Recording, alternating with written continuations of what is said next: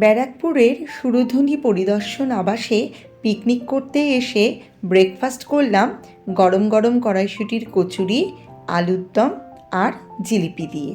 সঙ্গে ছিল কফি। গঙ্গার ধারে আড্ডা দিয়ে এবার লাঞ্চের পালা। আমাদের সমস্ত খাবারের মেনু আমরা আগে থেকেই এখানকার স্টাফদের জানিয়ে দিয়েছিলাম, আর সেই মতোই এনারা সমস্ত ব্যবস্থা করেছিলেন।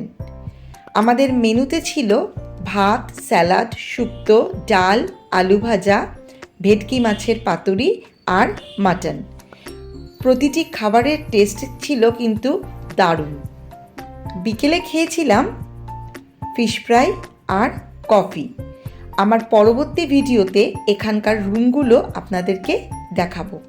আজকের ভিডিওটা কেমন লাগলো অবশ্যই কমেন্ট করে জানাবেন। ভিডিওটা ভালো লাগলে লাইক, শেয়ার, চ্যানেলটিকে সাবস্ক্রাইব করবেন।